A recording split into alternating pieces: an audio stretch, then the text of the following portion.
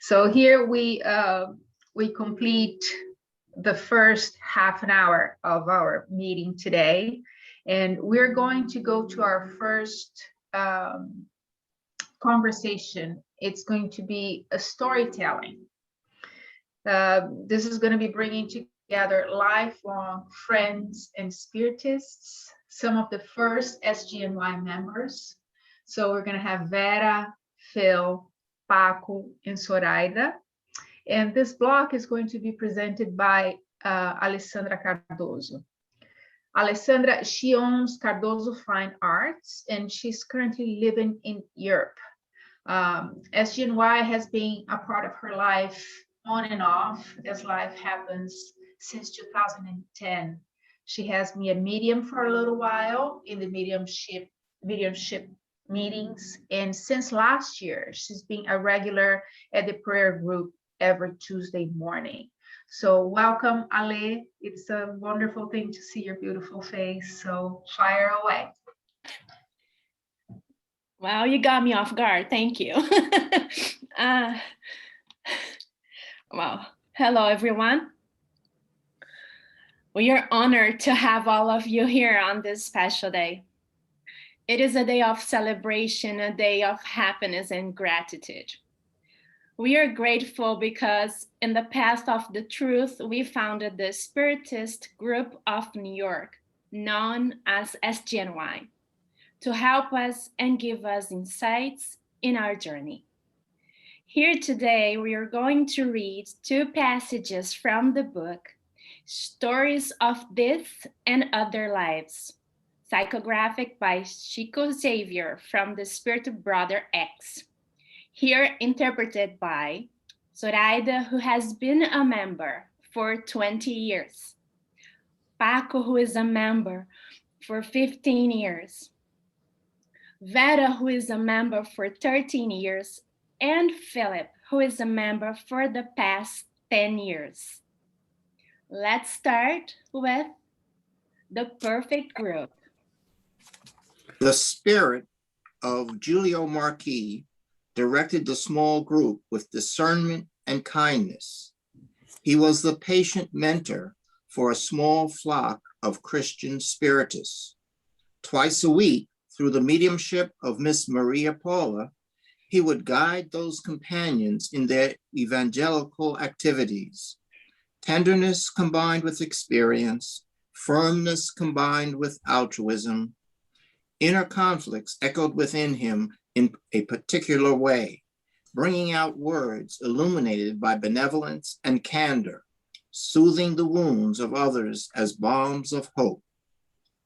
On one of those evenings, when we were inconspicuously sharing responsibilities, we noticed the presence of a young woman among the incarnates. She identified herself as Miss Clara, an intelligent and respectable lady. Inquisitive and agitated, she expressed her thoughts through spontaneous conversation. As soon as she noticed that Marquis had finished his edifying words, she immediately hit him with a question. Brother Julio, may I ask you for some advice? The spirit being questioned humbly replied, I don't feel worthy of it, but since I am here to serve. Per their agreement, she continued, I would like to establish a spiritist group according to my principles. Do you believe that this would be possible? Without a doubt, we are all called to work for God.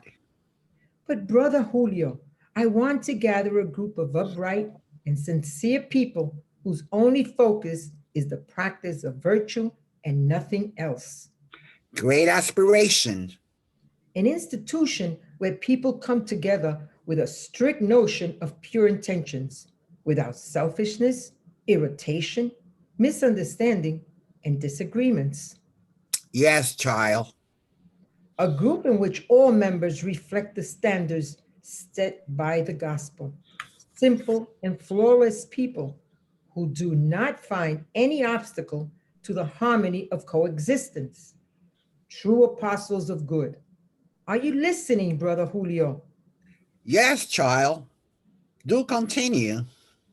I yearn for a community dedicated to Spiritism, Spiritist achievements, free from the slightest perturbations. Its mediums will be crystalline mental mirrors, revealing the word from above like a clear lake that reflects the sun. Its leaders will guide the work as impeccable souls, capable of all acts of self-sacrifice for the cause of truth. And its co-workers, honest and conscientious, will continue a team that is unconditionally attuned to the principles of our doctrine of light. It's a sublime plan. Its environment will resemble a living spring of peace and wisdom, where virtuous discarnate spirits will feel comfortable to instruct people in the teachings of the highest spheres, as they'll find impeccable instruments. Indeed. Within the walls of the organization I intend to create, there will be no room for ill will or discouragement. Everything will be serenity and joy. There will be no room for disharmony either. May the Lord assist us. It will be a temple built on the foundation of workers who will never fall from grace, offering a permanent example of heavenly behavior on earth for the glorification of charity. Yes. Noticing that the spiritual friend kept his answers short, avoiding expressing his opinions more openly, Miss Clara reiterated. And I count on you. Oh, child, I'm afraid I'm not qualified for the task. And why ever not? I am too imperfect spirit. I am still very attached to the earth.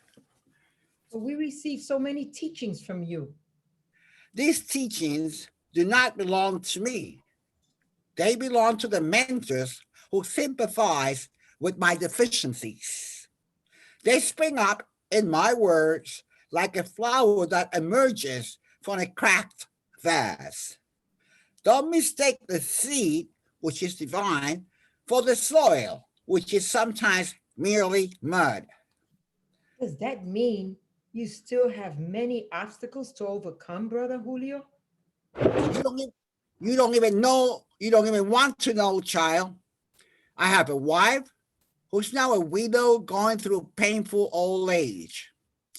I have a son who's committed to an asylum, a son-in-law who undergoes a serious case of obsession, 2 grandchildren in correctional facilities. My daughter-in-law just yesterday made 2 suicide attempts due to the extension of suffering that she's going through. I need to take care of those that the Lord entrusted to me. My debts from the past are mixed with theirs. So sometimes I feel tired and sad. I find myself in daily need of prayers, requiring to work in order to restore my own energies. As you can see, even though I am already incarnate, I experience frustration and disappointments that do not always make me an ideal companion. Oh, is that so? How could it be any different? We're all progressing and learning. Miss Clara pondered for a few moments and returned to her point. But somewhere there must be an impeccable association. Tell me, Brother Julio, do you know of a flawless group as the one I am describing? And if you do, where can I find it? The friendly spirit, fully mastering the medium, also reflected for a minute and replied with the greatest innocence I have ever seen. Yes, my child, such a perfect group must exist. Surely it must be the group of our Lord Jesus Christ. And we now continue with the Readjusted group. A group of gospel apprentices was established, requesting opportunities to work. Alfredo Saravia, the neighborhood pharmacist, was designated as the group leader. Olimpio Caramuru and Octavia Mafra, two distinguished shop owners, promised to cooperate. Mr. and Mrs. Adam and Ophelia Cunha, an elderly couple who lived around the corner, couldn't wait to start. Miss Amanda and Miss Gertrude were offering their mediumship services. Miss Generosa, a longtime widow, joined them, claiming a need for prayers. Joao Perez, offering the use of his home, was beside himself with joy. They totaled 9 people in all. After the opening prayer, Sister Clara communicated through the medium. She claimed to be happy and comforted. The formation of their group had been acknowledged on the other side. Friendly instructors took note of the vows of their small community. The group was asking for work, and there should be plenty of it. On behalf of several spiritual mentors, Clara was there to serve as well. The well-tuned group would operate as a precious instrument for heavenly help. No doubt about that. Goodwill, faith, and love was all they would need. In this manner, she was expecting all to be united around one goal: spreading the good. Ignorance and misery were causing suffering around them. There was a lot that they could do to help. They would dispense comfort, bring enlightenment and hope. The meeting started filled with enthusiasm. After the opening prayer, they would move to an evangelizing reading. They would read valuable messages advising on hard work and perseverance in doing the good. Nonetheless, those companions seemed not to be listening. As soon as the spirit of Sister Clara manifested herself, the requests and complaints started. Miss Gertrude requested assistance for her husband, a seize-the-day personality who made skepticism and sarcasm his reason for existing. Saravia asked for spiritual passes that could help him cope with his rheumatism. Karamuru appealed for protection of the establishment that has employed him at the time. At the following meeting, Ophelia asked a remedy for her persistent headaches, while Cunha was requesting help for his haberdashery. He was in need of new customers. Times were hard and taxes continued to rise. Miss Generosa persisted in begging for an opportunity to communicate directly with her discarnate son. Sister Clara, a kind and benevolent spirit, proceeded assisting everyone as well as she could. Courageous and optimistic, she would return to the meetings every week. However, the environment remained the same. Martha would insist on the need for an effective remedy for his right leg because he had been limping since he had been hit by a car. Perez asked for spiritual passes for 2 uncles who found themselves in dismay. Whenever the spiritual messenger made use of Miss Gertrude as medium for her communications, Miss Amanda complained. I too am a child of God. On these occasions, Miss Amanda would make up for the evenings when she was serving as a medium and thus was unable to disturb the benefactor with requests of her own. She would ask for cooperation against her longtime stomach condition, plead for protection for her 2 grandchildren who were behaving mischievously at school, and would beg for assistance for her daughter who was forced to live with a bitter and unfaithful husband. Sister Clara resorted to the law of trials. She asserted the need for struggle, essential for our improvement. She would allude to Christ himself, who could not escape the cross. Listeners were moved. Miss Ophelia and Miss Gertrude wiped away tears of emotion. Nevertheless, once they assembled again, the pleas would restart. Karamuru emphasized that he was very tired, completely worn out. Miss Amanda wept over her gastritis, while Mafra declared himself to be growing increasingly lame. When the group celebrated their 10th anniversary, their spiritual mentor informed them that she would attempt to start the circle's charity work. She would gather the thoughts of all companions in one sole vibration of optimism and trust in favor of another sister who was older and ill. They should all be able to provide the assistance. Therefore, they should all pray and cooperate by strengthening themselves mentally. When it was time, Clara came in hopeful. For the first time, the protector made a request. She asked everyone to gather the necessary spiritual energies for the benefit of the sick. She, Clara, would be the one to carry the healing forces to the sister in need. However, as she was getting ready to perform the task, Miss Ophelia requested a spiritual pass for her headache. Miss Generosa renewed her request for the message she had previously asked. Xavier asked if he could make use of iodine in higher doses.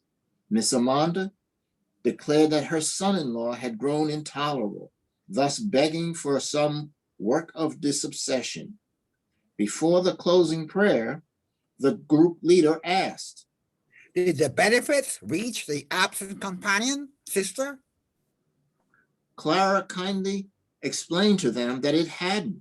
It had been unsuccessful. The group was filled with need and pain. Some piece in there was malfunctioning. For that reason, she would bring an inspector.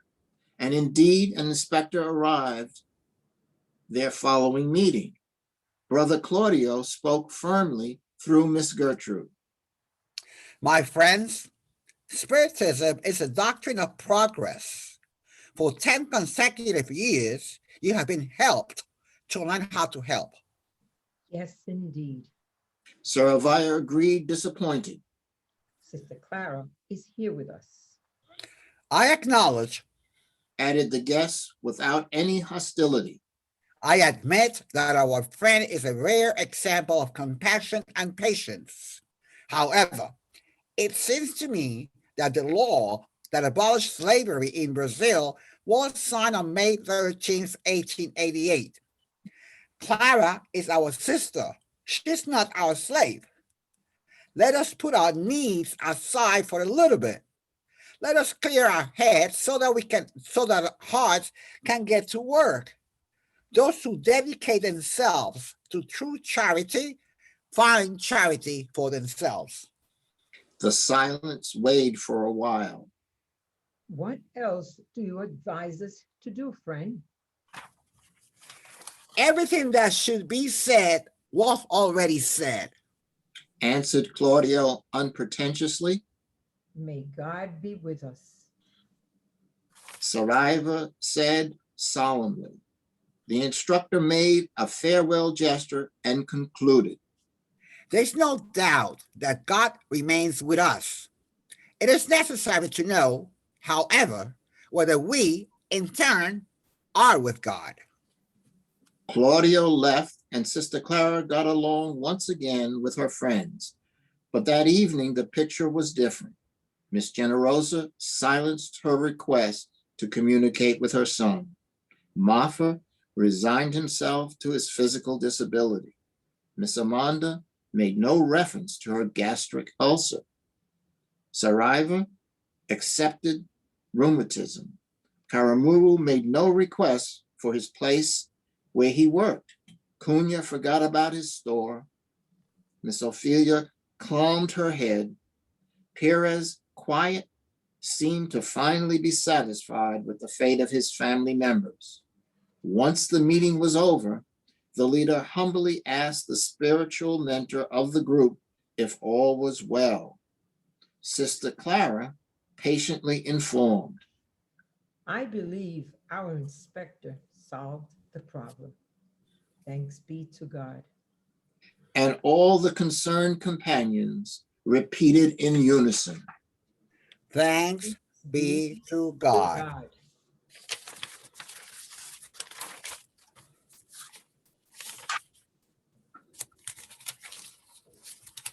Okay. Now, well, let's make some comments. I'm going to be making some comments on the perfect group. Okay. As characters, we have the spirit of Julio Marquez. We have Miss Maria Paula, the medium, and Miss Clara, the questioner. Okay. Miss Clara was asking whether there was a perfect group endowed with the most lofty attributes she could think of. The spirit, through Miss Paula, the medium, related how imperfect himself was and that he was humbly serving as a conduit in delivering messages from far more elevated spirits. In a capsule, we can infer that a perfect group per se is still far from us, as we're all in the process of learning. That is, through learning, we are progressing. This chain of service that the spirit of Julio Marquez spoke about is actually the process into the perfect group. Let us be reminded that the perfect group is a process itself and not a static state. Thank you. I will comment on the readjusted group. Spiritism, as Claudio had said, is a doctrine of progress. And as Spiritists, we must understand the need of trials and tribulations. We have our free will. We either choose to work through love or pain. God is love, and He remains with us. It's necessary to know this. However, whether we in turn are with God and trust in God, the Lord helps those who help themselves. We must continue to work and understand it is not an easy trial, but there is lots of hope and much to do as we continue journeys here on our earth and in our lives. So be it.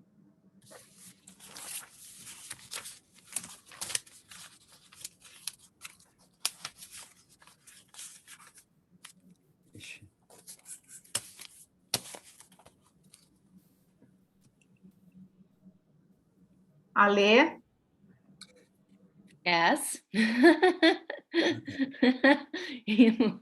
Well, I just what I took from the first text, that the one that impacted me the most, it was that we're not perfect and we are here to learn and grow, and we have to be humble to understand that we are all in a process of learning.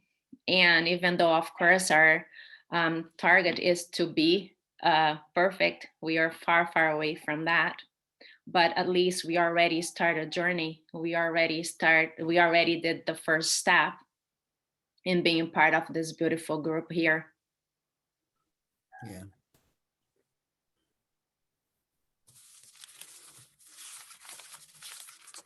wonderful. I think those stories speak to each and every one of us very soundly. And it was a wonderful block.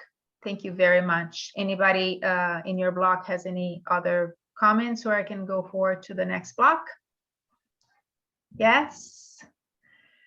So here we go. Our second block of today